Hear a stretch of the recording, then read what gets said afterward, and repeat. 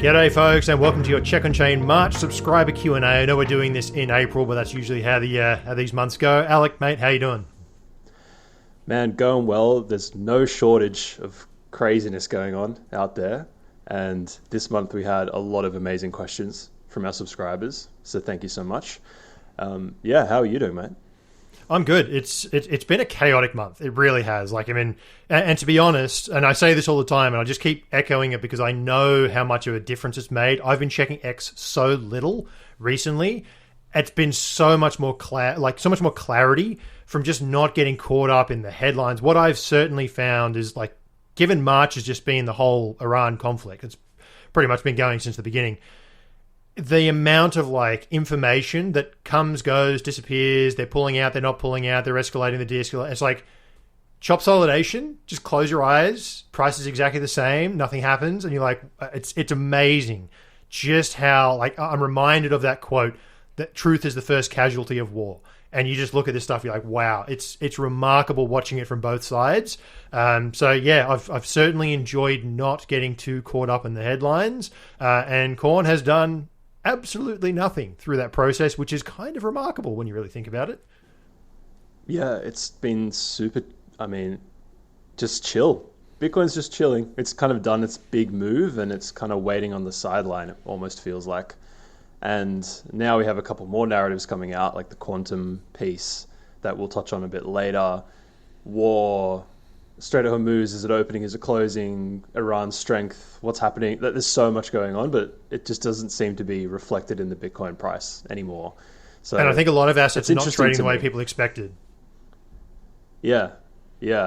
As a humble sat stacking pleb, I'm kind of just like, I guess we're just not in the fire. We're just not in the sights right now. The damage has been almost done, but there's always room for another capitulation event, like you mentioned earlier in the week. Yeah, it's one of those things where, I think we've hit a point of seller exhaustion. And what that means, that doesn't mean there aren't sellers. There are still sellers. But we've got through the majority of people who were going to sell. They've gone through the logic, the rationale, the thinking. They've executed, they're done. If you get further downside, like a correlation one moment, the algorithms can drive that kind of stuff, right? Algorithms are programmed, oh, look, S&P down, therefore this, and then they just automate all this stuff. And that's the kind of thing where you just get the folks who are hovering over the red belt and being like, I don't want to do it. And then it finally goes down, I can't, and they just sell. And I feel like that time pain thing, we're just waiting for that final clear out.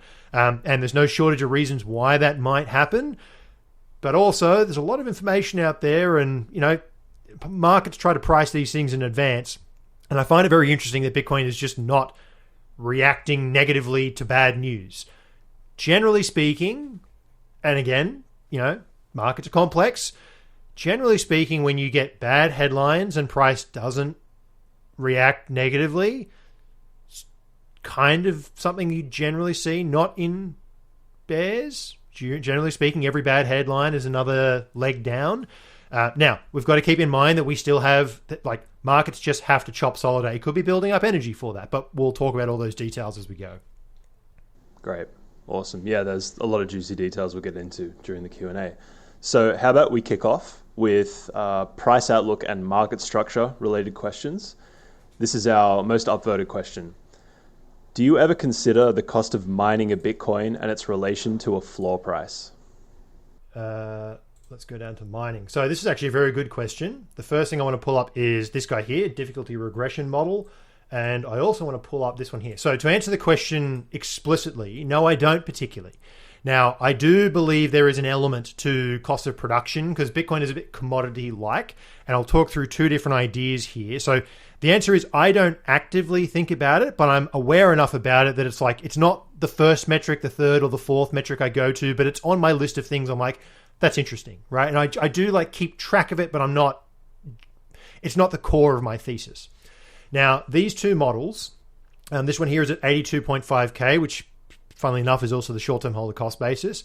This model, I've basically started the regression. So for those who don't know, when you're doing a regression analysis, you're basically taking two different data sets and saying how interlinked and related are they? When one does this, one does the other. Now, if you take two metrics that are price-based and correlate them, of course, they're going to be correlated. In this case, we've got difficulty versus the market cap. And the reason why I do difficulty is because difficulty is the price to mine. It is linked to the price only by the way that miners behave. Price goes up, they earn more money, they invest more capital, difficulty goes up. Price goes down, they capitulate, therefore it kind of represents the all-in cost to mine. Everything with mining, like logistics. Some of them have like an AI arm now that reduces their costs on one side of the balance sheet, which improves. Like if you just take all the complexity of the mining market, there is one price that reflects the current price to mine, that is difficulty. And the R squared between those two, which is basically how interlinked those two metrics are, market cap and difficulty, is like 95%. So they're very, very highly linked.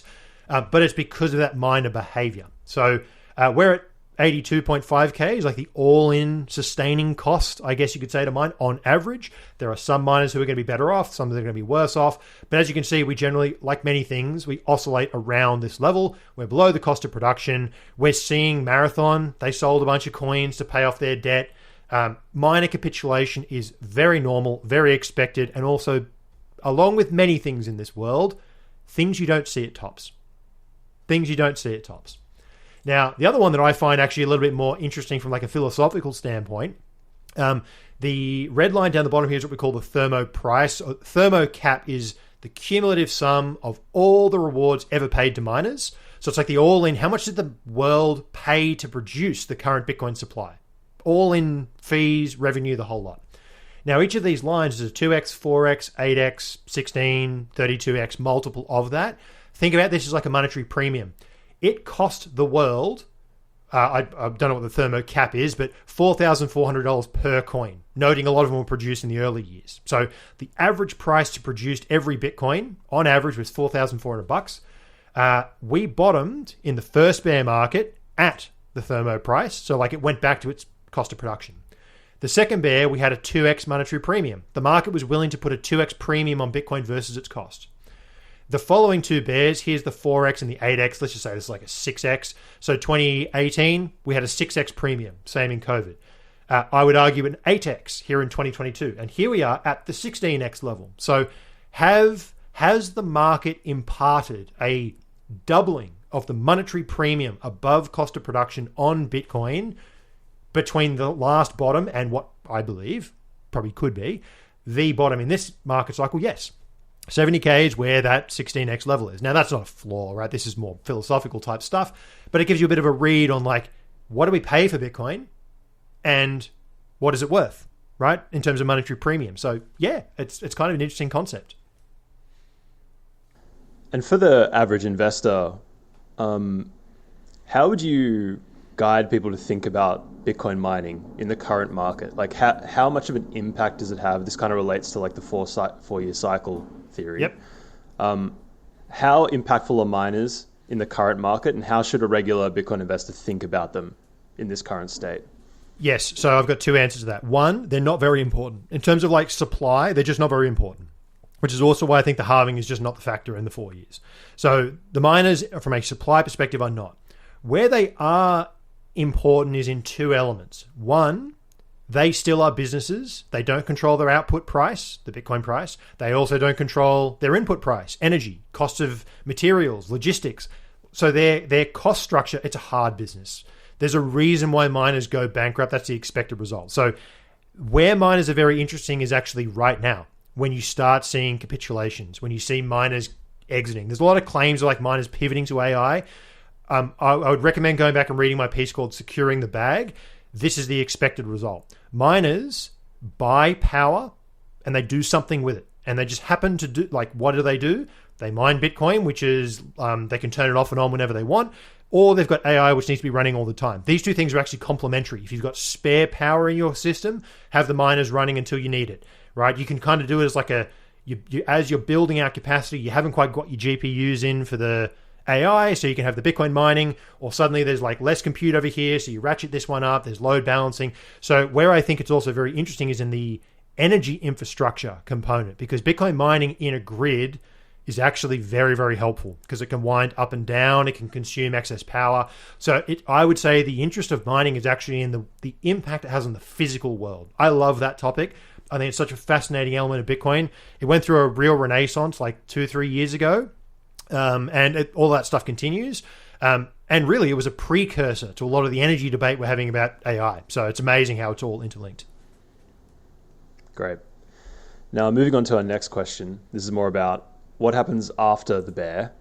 So, James, what's your base case for how the price moves after a bottom over the next 1 to 2 years? Is it a slow move back towards 100K or maybe more explosive into new all-time highs? Yeah, it's a good question. So first things first, it's impossible to know. However, this is one of those things that I do think. So you often won't see me look at these like cycle top, cycle bottom charts because I think they're more of a novelty or an interest type thing. I don't believe that history has to repeat, but I think it rhymes. So this is looking at the index performance of the last 2 or 3 cycles since the bottom, right? Since the actual cycle low. So how has it performed since that point? Now, I generally love the left-hand side of this chart. I don't care that much about the right-hand side of the chart. So predicting where this thing tops out is, in my opinion, has nothing to do with history. I just don't think it's an important element. However, bear markets take time to recover from. So this like slow grind higher is like, this is 2023, just took forever. It was a whole year to get just to 30K. But the recovery, the bottom was in. No one believed it. Tons of people sell at this point in time. We had stacks of realized loss in 2023, like September, August period, because people thought this was just going to roll over. It's just another lower high. This is the disbelief rally. Now, disbelief rallies take ages to play out. So I think generally speaking, it's usually a slow launch off the bottom. That's generally how these things go. And then as people get more convinced that it's a raging bull market, they start to do more leverage, more risk, more everything, and then it really can explode. Now, another way that we can look at this is looking at something like the MVRV Z score, this one here. Now, let's just get rid of MVRV for a second and focus particularly on the price. Once we've put a bottom in, so these are all our different standard deviation levels, -1, -half, 1. So just note the orange line. In fact, I might just go this one, the orange lines, we want -1 and -0.5. So this is kind of like we're in the bear market below the blue, and we haven't quite got to the euphoric bull until we get above the orange line, right? Just understanding where people's cost bases are. It takes ages, right? We go from October 2015 all the way through to the start of 2017 before people really understood this thing was a bull. All of 2019, we're chopping around between this range, and only when we get to the all-time high do things go parabolic to the upside. FTX blows up. We spent most of 23. ETFs have been announced but not live. Then they go live. And finally, we get momentum to the upside. So my base case view is it probably takes a while. That's generally how these things go, because a lot of people just get caught in the, it's still a bear, it's just going to roll over, this rally will fail like all the others. There's a reason it's called the disbelief rally, because a lot of people just simply don't believe it, and you actually generate more sell side on the way up, and that creates that like seriously resilient base, and once they're gone, I mean, the thing just moves. Okay, great. And moving on to the next question. Analysts predict that if we break 60K to the downside, we're going to go between 30K and 40K. Could you touch on why, if we do break 60K, a bottom in the mid-50s might be more likely? Yes. So I love this because if we break 60K, the next price is 59. Like, I love when you see analysts be like, a break of this level means we're going to go to this level that's lower than that. It's like, really? Math.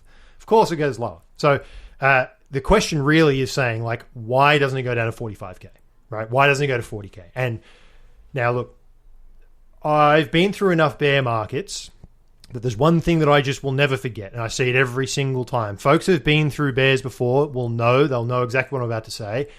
In 2018, every man and his dog were at 3.5K, and every man and his dog was calling for 1K. Every YouTube channel, every analyst, every commentator, 1K became the chorus. Now, remember, most people, rightfully so, do not spend their life looking at charts and markets. The vast majority of people do not do this. So the vast majority of people are looking for people that they trust to tell them something. Now, a lot of the people that they trust also don't know what they're really doing, because markets are hard. They're like, I frankly don't know what I'm doing a lot of the time. That's why I spend a lot of time in the data to try and convince myself. And it's why you'll see when I do my writing, it genuinely is when I'm doing my writing, I'm actually thinking personally, and you guys kind of get a tour of my mind as I do it. I'm trying to convince myself that I'm right or wrong about a certain thesis. And I'm looking for data points that prove or disprove it and build up that idea. So again, I'm kind of learning and working it out as I go as well. My general framework is in 2018, everyone wanted 1K. We bottomed at 3 and went to 14. In 2022, everyone wanted 12K. We got to 15 and then we went to 126. I'm seeing a chorus of people calling for 45. The folks who don't spend all time looking at markets, they're looking at their influencers. Those influencers are looking at their, because other people use other people's analysis because it's hard and you're always trying to put together. When everyone, it kind of like it's a big funnel, and then you get a handful of big accounts that say 45, 45, 45, and then the smaller guys go, oh yeah, 45. If he says it, it must be true. And then their followers go 45, and then you get the chorus. Everyone wants it to be 45. And the thing that is different that I think helps me distinguish this is a sentiment guide, and then I'll talk about the numbers. On the sentiment side, I'm starting to see people who don't think it's going to 45. They want it to go to 45. That's different. That's very different. They want it to go to 45 so they can be right. Now, I also don't want it to go to 45 because that means I'd be wrong, but I'm also very happy to be wrong because markets are hard, right? I'm not going to pretend that I know how the future plays out. But this is where we jump into the numbers. So how do I convince myself of one direction or the other? Now, this is my mean reversion index. Now, just a quick summary of what this is. Markets are mean reverting, Bitcoin especially. The trick is to find the right anchor. What is the thing that Bitcoin oscillates around? Is there a reason why it gets hauled back to a certain level or oscillates around it? Where's gravity? Now, there's many measures of gravity, on-chain cost basis, technical price models, the whole lot. As an example, here's coin time price. This is a model that, in my opinion, is one of the better floor models. It basically maps the holding time, it's time and volume weighted. When I say time, it's coin time. And so literally how many coin days are still held. At the bottom of a bear, you get to seller exhaustion. At the bottom of a bear, you have seller exhaustion. The only people who are left are hodlers who refuse to destroy their coin days. So what is the average price that those guys have paid for their coins? The ones that refuse to destroy their coin days. That's what the coin time price is. If we go down, now I've forced this. I've just changed the price and said, where would we be? 50K. I've just forced it to go to 50K, right? Let's go to the bottom of the 2024 chop solidation range. This would be below the realized price. Like, this is where everyone's getting challenged. The 45 guys are wrong. My thesis of like bottoming above the realized price is getting challenged. Everyone's wrecked at 50K. That is the coin time price. Now, you can see here that it's the bottom, right? The coin time price is the bottom. Now, in terms of the odds, mean reversion, how do we oscillate around the coin time price or the 200-week moving average or the realized price or the power law? What if we took an average of all of those things? Where are we in the overall mix? At 50K, we're at Q4. That means 4% of all historic days are lower than that level. When FTX blew up, Q3.5. COVID, Q3.6. 2018, Q3.7. So we're talking about we're arguing over cents here in terms of probabilities. 2015, 4.8, 3.2. And you may ask yourself, why are the bottom wicks 4.8? And where's the ones and the twos? They're in 2011 when Bitcoin was $2. That's where they are.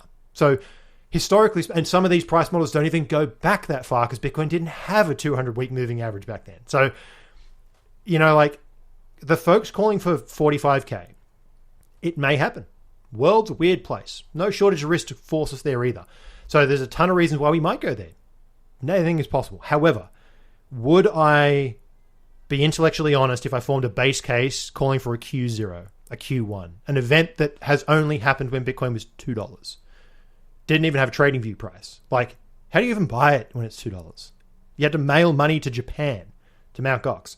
So where do I form my base case? It's like bottom wick stuff. So from a probability standpoint, everyone wants 45K, but the odds just say it's really low probability. So I just don't base my case off that. And then I compound it with all the other supply analysis and stuff I do. I go, well, look, okay, are we seeing a floor forming? And like, in my opinion, yeah, kind of are. So you just kind of put all these pieces of the puzzle together and you're like, can I convince myself that this isn't a floor? And that's where I'm at now. I'm like, I have the supply dynamics, I have the probabilities, I have the pricing models, I have everything that like you would expect to see at a bear.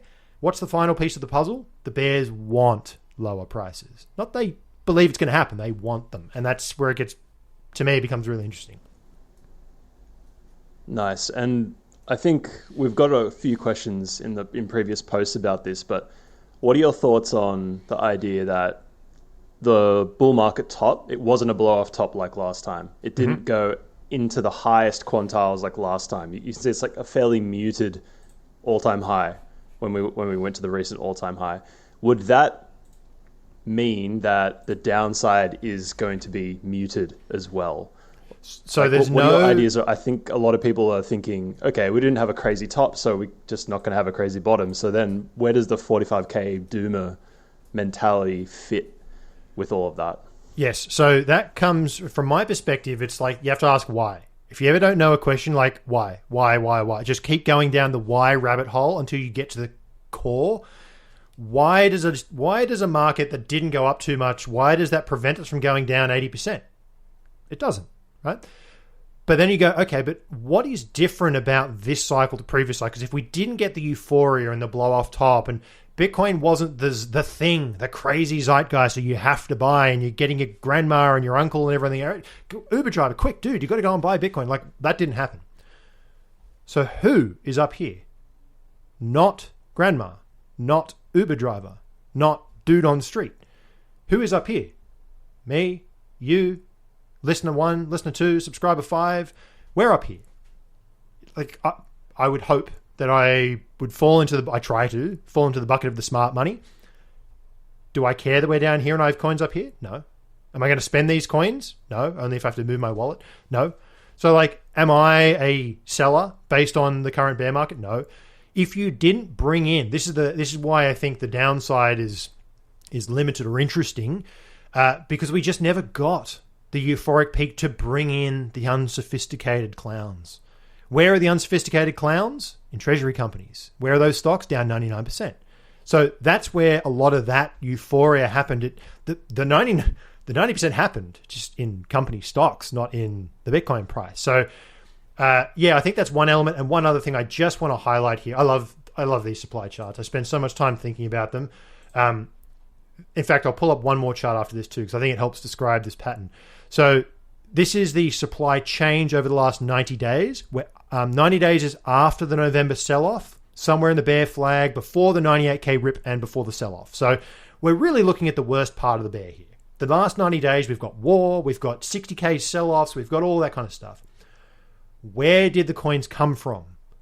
Less than 10% of them came from below 60K.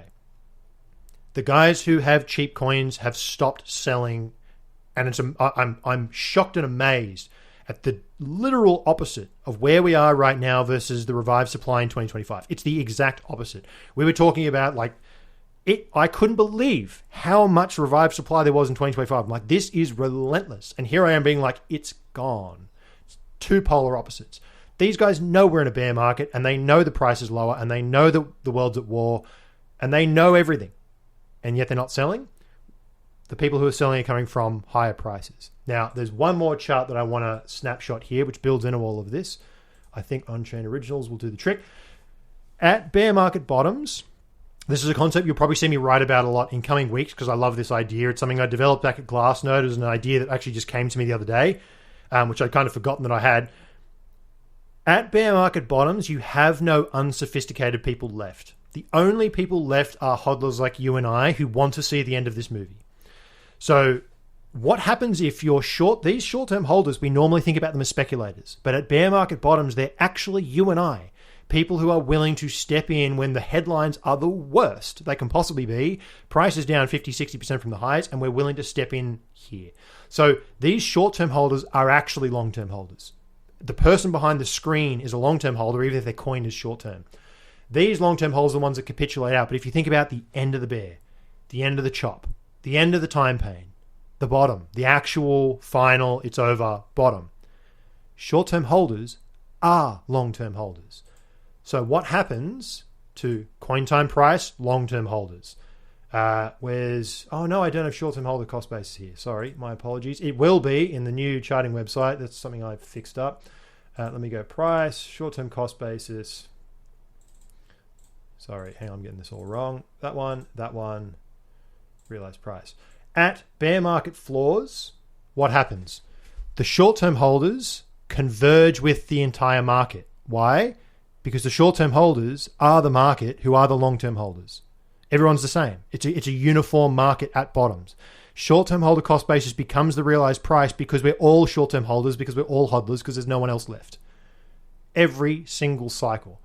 Give this thing a couple more months of time pain, short-term cost basis will come down, true market mean realized price, the whole thing converges because everyone is the same. We're all hodlers.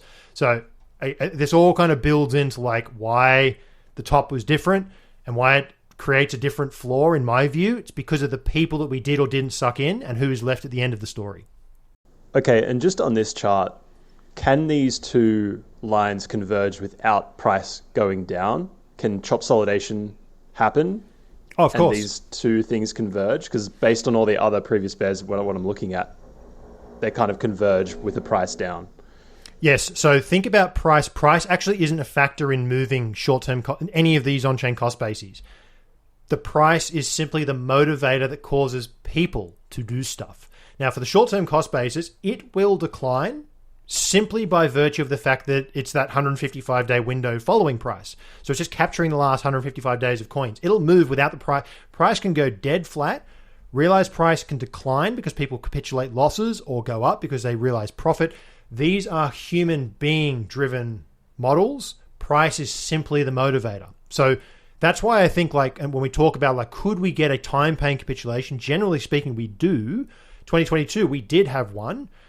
And that was the motivator to cause the final, I'm absolutely done. And you can see that realized price and all these, they start to accelerate to the downside. And then that's the final washout. So the answer is price does not have to go below them. No, it doesn't.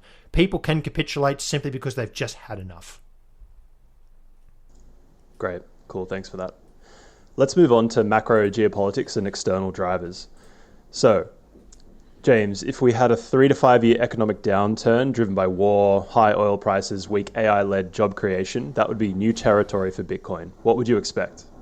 Oh, no doubt. And sadly, it's, we've got to think about these types of things. First and foremost, I have no idea, but I can try to put together the puzzle pieces that would help me think through that idea. In the event where people are losing their jobs, they're not going to have capital for savings. I view Bitcoin as savings.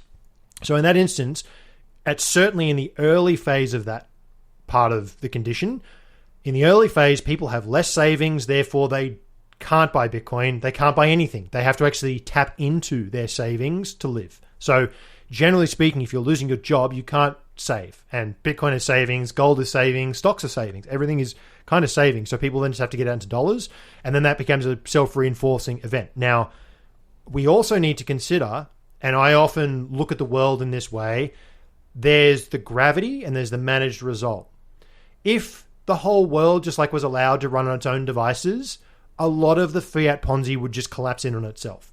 The managed response to that is they will get out the bazookas and they will have to fix it, because if markets go down too much, Luke Groman talks about this all the time. Once incomes go down, companies lose profits, stock market goes down, tax receipts go down, government deficit blows out, they've got to print more money, the bonds start again, like the whole thing just unravels. It's a Ponzi scheme. It's a literal Ponzi scheme. It has to grow. So that's why recessions are this thing that everyone is always looking out for, because they break it. They break the whole system. Now, if I think about that from the Bitcoin perspective, in the initial phase of that, I find it very hard to believe that anything except for the US dollar does well. I think everything just gets probably crushed because people just have to go to cash because it's the thing that they need to spend, to live, to everything. Tap into savings, all the rest of it. The managed result, the political result, is they will have to patch that over, because the only thing that central banks fear more than inflation is the Great Depression. It's the thing that their history books and textbooks are written on. They have been burned and seared into their mind that the Great Depression is like the worst thing. And by the way, it would be horrific. None of us want to go there. So that's the thing that they really are terrified of. Inflation is something that constrains them from doing stuff, but once you get into that kind of a cycle, so it's a really tricky setup. But from my perspective, for me and my just, the way I think about the world, the initial whoosh down is going to suck for everything. There's going to be very few safe havens, I would imagine, in that kind of environment. However, the knock-on effect, when I look through that event and go, what happens next? That's why it's like my actual hedge for this is just to make sure that I am always solvent. We always have enough cash in the business. I always have enough cash as an individual to get through one of those hard times. Making sure that you're personally prepared, for me, I prefer to be relatively debt-free. Being relatively debt-free, having all those elements, I think, is actually important. That's my hedge, so that I can be. How does Warren Buffett invest? He wants to be the king with the cash at the end of a down cycle to step in and buy out assets. If you look at how gold was treated in 2008, it was initially sold off like everything else, and then it mooned because they realized, oh man, they're going to have to create a boatload more money to patch this thing over. So I don't think Bitcoin will necessarily perform as that perfect down up type hedge, but at the same time, once those spigots start turning, it is the fastest horse to say, oh, you're debasing the currency again. Once investors kind of click that that's where once they get through the initial shock wave, I do think Bitcoin, because it's going to get through the other side. It's going to survive. And once you get to an environment like that, how many businesses survive the recession? Company stocks, I don't have any faith that any of them get through the other side. People go up the stack to big companies that have a long history of surviving. And then gold and Bitcoin, because they're going to get through to the other side as a monetary debasement hedge. So that's my general frame on those things. And as the Ponzi gets bigger and bigger and keeps plugging along, the amount of money they got to print, COVID would have been disastrous. They filled it with money and Bitcoin did tremendously well. And for those people who might be waiting for this crash to happen, and by the way, apologies for the noise through my microphone. They're literally drilling into the side of this building right now. And it happens every 2 seconds, so I can't stop it. For the people who just go, okay, well, I'm just going to wait for that waterfall kill moment, what would you say to them right now about the idea of that strategy? Yeah, I think this is where I think I'm going to summon David Dredge. Risk is the thing that hurts the most when it happens, right? For me, if the Bitcoin price goes down, it sucks, but it's not going to destroy me. You know what I mean? I'm willing to wait. I'm willing to just survive. So the price going down isn't actually the thing that hurts me. What would really hurt, genuinely really hurt, you got to think about what that hedge is, losing job and getting caught with a bad mortgage. That hurts. So how do you hedge those kind of risks? If that's having extra cash on the side, yes, there's always trade-offs. It means you don't invest in so many things. But think about actually hedging actually go through the motions of working out what the risk is in your circumstance, right? That's what I think is so important. People worry about asset prices, but asset prices come back, right? The markets trend higher because fiat has no bottom. Fiat keeps going lower, and they're going to have to patch it over, but the mission is to get to the other side of it. So there is a question coming up about gold and I'm going to sell my gold because of the rotation. I don't trade my gold. Gold is very much my savings. It has a very specific purpose. I don't need it right now. I really just don't need it. In that recession environment, gold, now, if we had a recession environment, that gold is my liquidity to buy the bottom of everything. That's what I use it for. Could be a house, could be Bitcoin, could be anything. That gold, his history says that a recession gold goes down, then goes a lot up. That is what I actually use to tap my liquidity. I'm not rotating because I think gold is topped. I will use it as my liquidity when I need it. That is actually part of my hedge strategy for that environment. Grant Williams talks about this all the time. He's like, I don't view, and I think he's right on this, I don't view gold as a USD or an Aussie dollar price. I view gold as a gold to stocks, gold to Bitcoin, gold to something. Groman talks about this as well. It's another denominator for things. When gold can buy me more of that thing, that house, that Bitcoin, that whatever, that's what I think about it. So, that's my hedge really, is having that liquidity tap that isn't cash. And let's just jump to that gold question, seeing that we're on topic. So the question is, James, what are your thoughts on gold? Should someone who has none allocate some at this point, or has the run already taken place and they're better off to stack sats? Yes. So my honest opinion is that gold probably has maybe a year of chop solidation ahead of it. It reached the most oversold levels it's been since 1979. If you go back and look at 1979, it was like a couple of decades, I think, until it recovered its highs. Now, I don't think that gold's in that kind of environment because I do think the setup is different, but I don't think there's any rush for, personally, I don't think there's a rush for gold at this point in time. I mean, am I a buyer on really big dips? Yes, I am. But I'm also not buying and expecting it to go up for the next 6 months, 12 months. Like, it is a slow, steady accumulation. From my perspective, I do believe Bitcoin is more undervalued. But again, it very much is a personal position because, like, for me, right, it depends where I'm at in my gold Bitcoin mix. I try to have a certain ratio between the two. And if I lose the ratio of one of them, then I'll allocate accordingly. I do believe from like a fundamental standpoint, Bitcoin is significantly down from its highs. And I think, as we've described in many of the newsletters, I think it's a favorable condition, certainly below the 60Ks. I think it's fantastic. And gold, I think, probably has time. I think chop solidation is coming for the gold bugs. I spoke about this at length when I sold my silver. That was more so. I've been thinking about that a lot because, like, it was close to the highs, and it was driven by like sentiment, my observation of the gold silver ratio, just everything.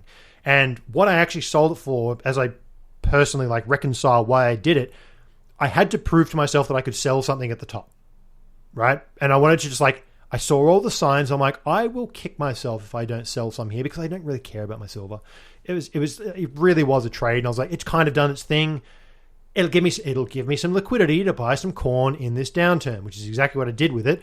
And I was like, it just makes too much sense to not sell here. And turns out it was a great decision. And that is actually personally self-reaffirming. Now, we're talking about a lot here, but it was affirming that my like overall read. It's like I'm constantly testing my own read against the world because markets are hard, and I'm always trying to make sure that I'm not like inserting my own biases too much. I want to make sure I'm stress testing these things. And that was one example of me like putting my money where my mouth is and saying, I think this is a top. Let me go and put some money down and actually test it by selling. Great. Okay. Let's move on to some more risks, kind of calling back to that previous question cluster. So quantum. Yes. How worried should hodlers be about the new Google Quantum report potentially causing values to go to zero? Wouldn't Fidelity and BlackRock be considering this? Just before you jump in, could you maybe give a TLDR on that report and its impacts? Yes. So quantum FUD. Here we are. Quantum is a very difficult thing to get your head around. And I think that's part of the challenge. It's extremely hard to verify. So I'm going to throw a bunch of ideas out there and then I'll try and consolidate them. So the reason that this is now a topic is Google just released a paper, important word there, a paper, not a computer, not a physical thing, not a executed quantum break, a paper saying we could. The quantum industry is full of papers saying we could. Shor wrote an algorithm. To the best of my understanding, we are currently unable to run that algorithm. So there is a very big gap between writing a paper and doing the thing in this particular discipline. So Google has basically released a paper that was saying the major break here is that we need fewer logical qubits, right? Which means that basically if there's a design space, you have to build a computer which is a certain level of complexity, number of qubits. Each qubit is noisy, and you need a bunch of other qubits to make that qubit less noisy. So that's what they call logical qubits. I'm just going to use some ball in the air numbers here.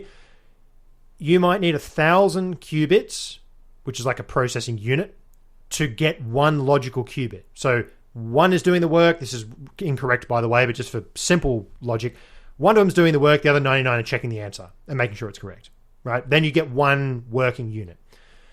They then need to have multiple of those logical qubits, so clusters of these 1,000, and they need to be entangled. Now, this is where I'm so far outside my quantum depth here, but they need to be entangled They need to stay what's called coherent, which means they actually like talk to each other. So you've got multiple processing units solving the same problem, all agreeing with each other, dealing with all the noise. This is where things get really hard from a physical computing, physical hardware. They're using superconductors, supercooled systems. Some of them are using like lasers, ions, gases. Like, it's like physics magic. And like a lot of physics magic, there's a lot of stuff that doesn't work. So it is one thing to write a paper to say we need less logical qubits and they can work faster. And the risk of this Google piece is they've basically said, we believe we've designed a circuit, a quantum circuit, that can basically crack ECDSA or elliptic curve cryptography, importantly within a 10-minute window. So there's two kind of quantum vectors for Bitcoin, major ones. One is Satoshi's coins. That's called a long-range attack. They can see the public key on the blockchain. That quantum computer can churn for 6 years. Oh, finally cracked it. It's got infinite amount of time. They're literally racing the next quantum computer. That's called a long-range attack. They have all the time in the world. Then there's one's called short-range attack. Alec, I send you $1 billion. The quantum computer sees that transaction, sees the public key has been exposed in flight while it's in the mempool and goes, oh, thank you very much. Crack, crack, crack, bang. No, you're actually sending it to me, not to you. And you're like, hey, I didn't get it. And they're like, we did. So that's called a short-range attack because they have to get it before it gets mined into a block. Once it's mined into a block, it's safe and stable because it's behind your hidden public key. This is what the quantum paper is, the Google paper is interesting for because they're claiming they have a circuit design, not a circuit, physical thing, a paper saying we could design a circuit that can do this whole thing in 10 minutes. That's the first point of reference. The other one is that they believe it was like we're getting into the territory where, well, based on the paper, we're getting to the territory where like we don't want North Korea to have this. We don't want China to have this. Like it's actually a risk for us to disclose the circuit. So they release it as a zero knowledge proof. And the third element, so basically saying like we can do it, but we're not showing you how we do it. But when we do reveal it eventually, we can prove that we actually did have this design beforehand. So that's, it is enough to take it seriously, I think. And the other thing is that like at some point, Google and all these entities, like it's so important what they've discovered that you don't hear about it in the public. And that's where like radio silence, Manhattan Project type stuff. So pulling all this stuff together, my read on it is, first things first, from my perspective, I still am unconvinced that quantum computing at a physical, we can actually do the things that we write about is anywhere close. And that is an important distinction here. We have a paper saying that we can do it. And the timeline is shrinking because we need less resources. They're becoming better in theory, more coherent, more everything, right? Can do it, all this stuff. So like the ability to do it is getting easier in theory. The practical implementation of actually doing it, to my best read, and the best that I can do, honestly, is take these papers, throw them into Grok, throw them into Claude, throw them into Gemini, and just ask questions. Ask, challenge this. That's the best that I can do, really, to properly understand what the hell's going on. And my conclusion from all of that is, yes, there are breakthroughs happening. Yes, there are breakthroughs in the papers. The papers are saying we can do this much easier. The technical side is saying we can do it a bit easier, and there's a few things with error correction that are getting better. But the timelines, in my opinion, still look like they're a decade out. So now we get to the actual important thing. Irrespective of whether quantum is a fugazi or not, the fact that I don't think anyone sane can verify whether it's true or not, because it's go and read a quantum paper and you'll very quickly realize that you can't understand any of it. I can't understand any of it. It's just gobbledygook. Makes no sense at all. So very few people know what the hell is going on with any of this stuff because it's just so physically, like, what does entangled even mean? Like, I can probably describe it, but like, do I know what I mean? No, not at all. So there's a ton of stuff that you just don't know. My opinion, as it stands right now about Bitcoin, because that's frankly all I care about with quantum, simply the fact that it's Google going radio quiet, that to me is enough of a sign that we should have a plan. We should not be taking it not seriously. So I am of the view that having a plan and not needing it is, literally do this all the time with markets. Having a plan of downside and it not happening is great because it's way worse to need a plan and you don't have one. So I'm of the view that the Bitcoin system should absolutely have a plan for quantum. I'm of the view that the Ethereum approach of being like, we will rush through a quantum design ASAP is a horrifically dangerous decision. They'll do it, and I'm very glad they're going to jump off the cliff first, because that's just how these things generally work. There is a massive risk of us doing the wrong thing too fast in a rushed sense. So I'm, like most things in life, I think the truth is in the middle. Yes, there is a risk. No, it's not happening tomorrow. Yes, we need a plan. No, we shouldn't implement it tomorrow. We are somewhere in that middle ground of we must have a plan. We should take it seriously. Not taking it seriously is a mistake. We also should not rush in sparsely tested, sketchy, young, early cryptography that is... Some of these post-quantum scripts get cracked by your laptop, classical computing, because they're untested. The Lindy effect of cryptography is that it just survives, and the longer it survives, the more likely it's going to keep surviving. But at some point, whether via quantum or some other thing, we will eventually break everything because humans are smart. Eventually, we break this stuff. So every cryptographic thing has like a half-life curve where it gets stronger and stronger and stronger, and we can rely on it more and more and more because no one can crack it. And then one day it just reaches its use-by date and we've got to supersede it. So I'm of the view that we're not at that peak yet. But we're now saying there might be a peak, and we should have a plan for the next step. It's going to take time. It's going to be challenging. I think that the folks who are adamant that we should do nothing about quantum risk are wrong. I think the folks who believe we should put quantum in tomorrow are dead wrong. And I think the truth is somewhere in the middle, where I'm now for developing a plan, as if I can contribute to it. The best I can do is like help people try and understand, to the best of my understanding, we should do something about it. We should not implement it tomorrow. But if we don't have a plan and we need it, we're stuffed. If we do have a plan and we take it seriously, what risk is left? There are two bosses left with Bitcoin. This and the security budget. Once you kill the quantum thing, the security budget is the thing. So there will be mountains and mountains of noise, especially from the altcoin folks, because they're going to implement this stuff and say, look, we're better than Bitcoin because we've got post-quantum. It's like, yeah, what risk did you just take? Do you understand what you've just done? I'm very thankful, actually, that they're going to jump off the cliff first, because we're going to find out very quickly which one of these systems don't break, because crypto has a very funny thing where it has a financial incentive to break stuff. So I kind of want a bunch of altcoins to implement post-quantum, because it's going to be a great testing ground for Bitcoin to just sit there and watch, build the plan, develop the right system, put it in when it makes sense. Don't rush, don't panic. Bitcoin's not going to zero because, like, I'm going to protect my savings. That's why I'm thinking about this stuff. This is why I'm spending half an hour every couple of days pinging LLMs, being like, help me understand, because I need to understand, because it's my life savings. I'm going to do the work. And it's kind of the second last FUD boss there is. Yeah, and for me, it's an interesting problem, because if, again, as you said, if you implement quantum proofing based on a paper that hasn't actually been implemented yet, you might be quantum proofing to a completely separate attack vector that they're not actually working on. Like, you can't really quantum proof it because it's not actually proven to work yet. There's no quantum computer to test it.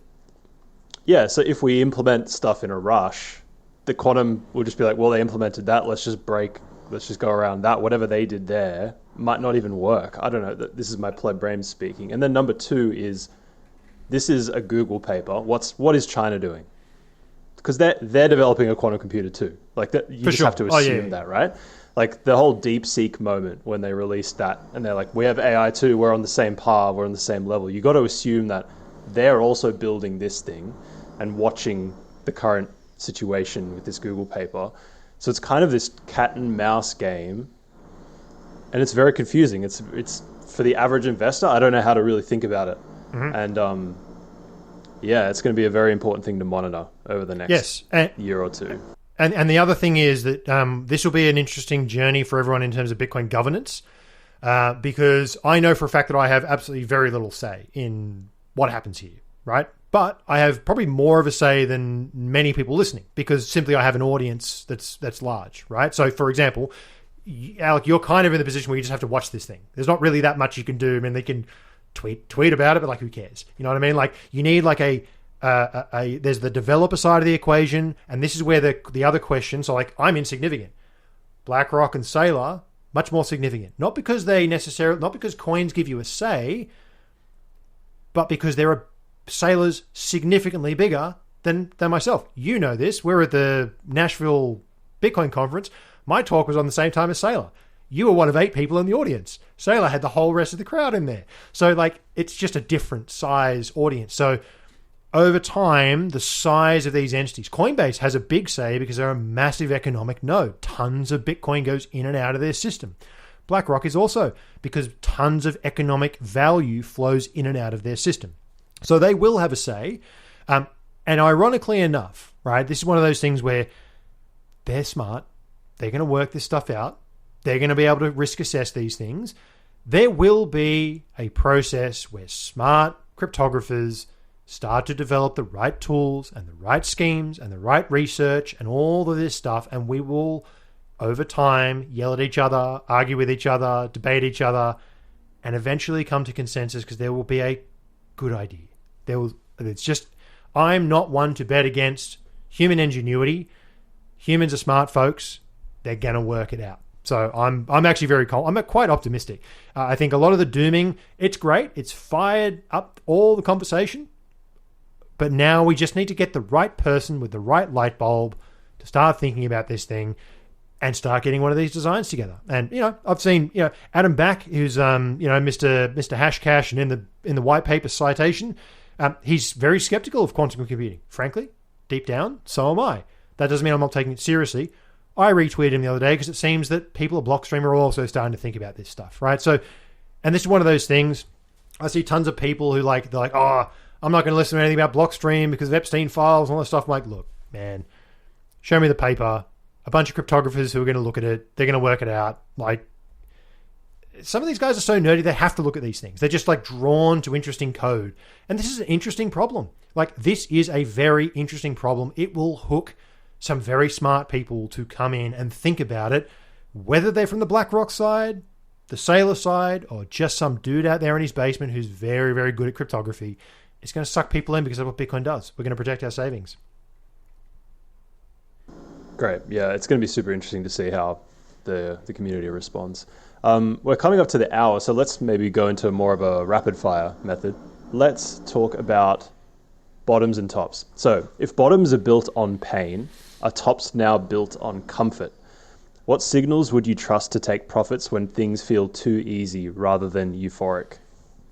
Yep, good question. So think about this from 2 angles. The people who are not selling but should be, and the people who are selling. So what are the people who are not selling but should be feeling? MVRV. Short-term MVRV, funding rates. All of these oscillators get to local global extremes at tops because they're buying when they shouldn't be and they feel really, really good and cushy about their decisions. What are the people who are selling doing? Revive supply, realize profit by age. All of those metrics show you the people who are selling onto their heads. Coinday's destroyed. So this is one of those things where the casual observer goes, oh, look, this metric goes up in bulls. I should buy then. It's like, yeah, that's revive supply, people selling to you, right, at higher prices. So think about who is selling and who is hodling. There are metrics that describe both of those. One guy's exiting, the other guy's just feeling really, really good. Cool. Now, next question. The price today is the same as it was in 2021. Should we be worried about the wasted years? Quite a poetic question. It was, yeah. The price in 2022 is the same as it was in 2017. And I don't look back at those as wasted years because we're now building a floor at the previous cycle's all-time high. So, no, I mean, a lot of folks feel like the market owes them vast riches. And that just takes time. It's just not a quick process because the problem is if it goes up too fast, you get 80% drawdowns because a bunch of people sell because they're in too much profit. So, markets are just, they're very much a process. So I wouldn't consider it wasted years. I mean, what have I done in those years? I've accumulated a bunch of Bitcoin. I've built a business. I've had a family. Life's good. So they're only wasted years if you anchor yourself to the Bitcoin price because there are a lot more things in life than the Bitcoin price. I think wasted is a relative term. Find ways to unwaste those years because you only have 100 of them if you're lucky. And just on another level, I think today's price is the same as it was in 2021. Yeah, at the top.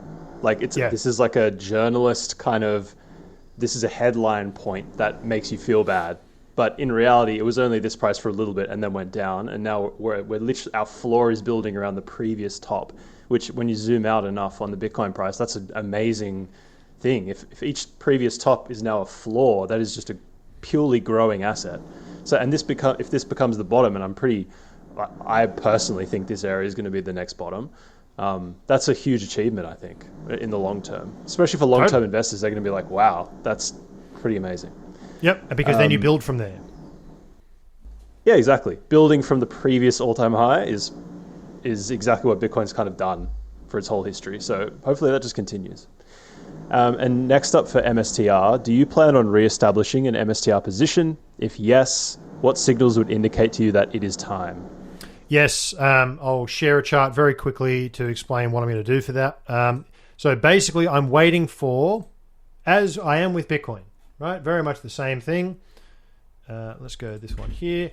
I am waiting for strategy to clear its short-term cost basis.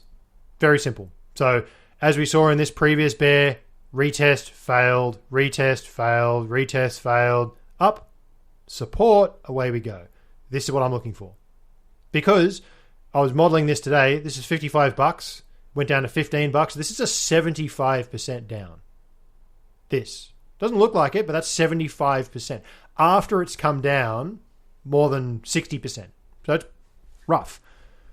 This, I don't care if I buy here or here or here, because this is what I want to catch for MSTR. For MSTR, it is, for me, very much a trade. I do not care about, I have zero emotional attachment to this asset whatsoever. This is specifically a thing that I use, like my silver. I'm completely dispassionate about it. Its purpose is for me to sell. That's literally what I'm buying it for. So I don't want to ride this.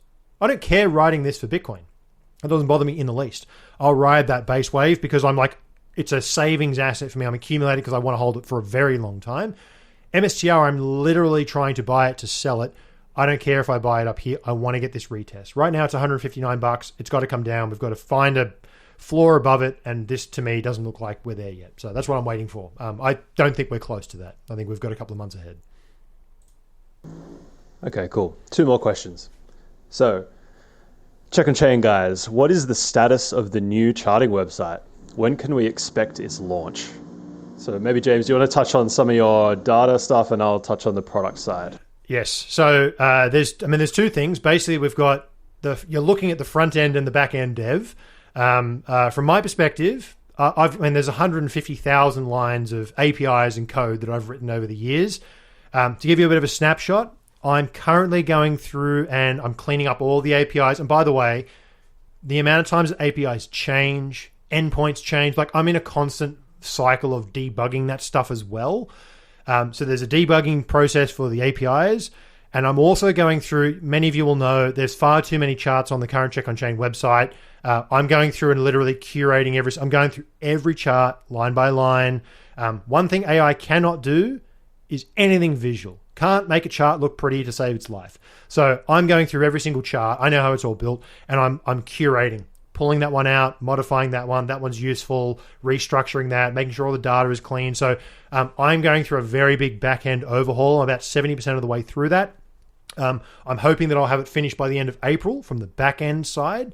And then we glue it into the new front end that, Alec, you're working through. Maybe you can give people a bit of a snapshot of what's going on there. Yeah, sure. So James and I used to work together at Glassnode, and we were very close to the customers there and how they used on-chain tools. And I've observed James using on-chain tools, often from the same room, for many years. And we're basically building this tool to have all of the type of features that an on-chain analyst would want with none of the fluff. So the idea of this charting website is that you have favorites. You have dashboards that collate favorite charts, and we even have preset dashboards that James makes for the subscribers to quickly answer any sort of question they have in the market. We're also adding an alerts function, which are preset alerts from James James's brain, and it basically tells you certain thresholds of metrics, something you can kind of glance at on your phone, and something where you don't have to dive into big, deep charts every day. So yeah, we're just trying to make the daily check-in of your favorite on-chain metrics fast and to the point.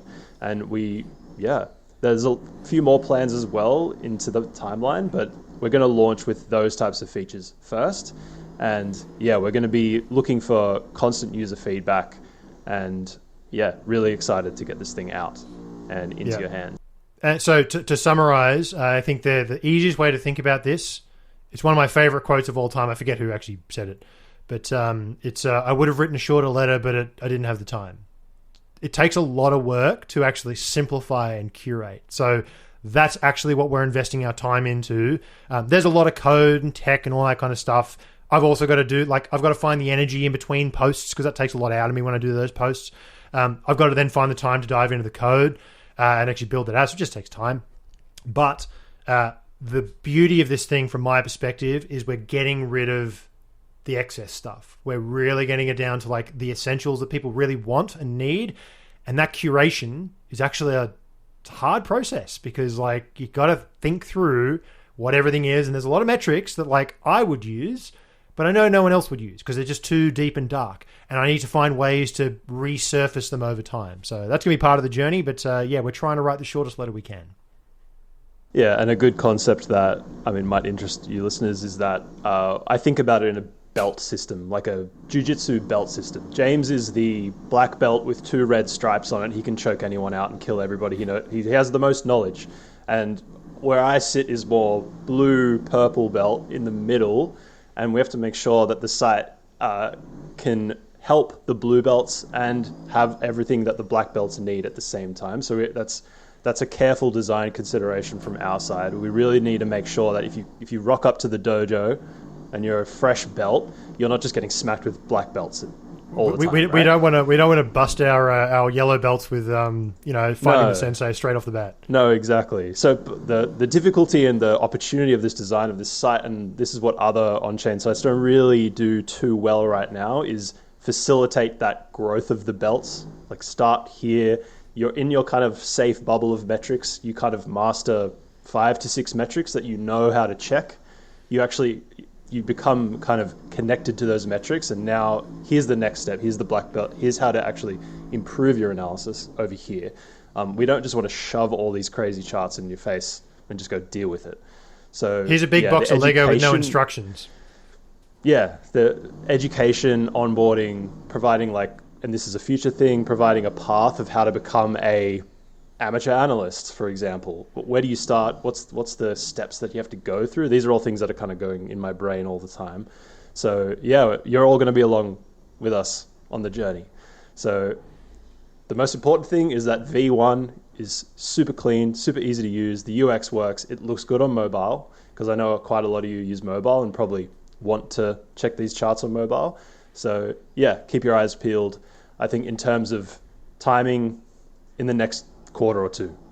We don't have a solid set date, but we will be also running a beta test program. So for our paid subscribers only. So keep your eyes peeled for an email coming through. If you're a charts super fan, super user, we would love to get in contact with you and get you testing on this site before it actually goes live. And that group will be kind of a small little intimate group where we can chat one-to-one and get your direct feedback. So yeah, there's kind of the update on the charting website. It's a fun project. Yeah. All right, final question, which we thought was kind of a fun one. James, can you take a moment to just look at the Naka chart during the recording, the Nakamoto? Yes, it feels fitting. So I got a funny story about this. So for those who don't know, Nakamoto is one of the many treasury companies. I checked this a couple of weeks back, and it's not doing well. But I checked this the other day, and I thought, oh, it's down so much. Hang on a second, it must be in regular scale. But it turns out, I was looking at this, and it actually was logarithmic, because it's just been utterly decimated. I mean, I hate measuring from top wicks, but 99.36% is quite the feat. Look, I think from a more market-based angle, and again, I don't want to point fingers at this thing, but there's no shortage of treasury companies that look much the same as this. Purge them out. Got to flush them out. This is part of the bottoming process. I know Nakamoto just sold a bunch of Bitcoin. Treasury companies selling Bitcoin is things you don't see at tops. Flush them out. Yep. Man, that's a tough chart. Looks like the altcoins that I bought back in 2017. Yeah, yes. Yeah, it's tough. Old app coins. Yes, you can go and do the percent calculation on what kind of return you need to get your money back at 99.36% down. It's big. Yeah, dire. Well, anyway, mate, great session today. Hope everyone enjoyed the questions and the answers. And yeah, we'll see you next month for the next Q&A. Cheers. Thanks, folks. Cheers.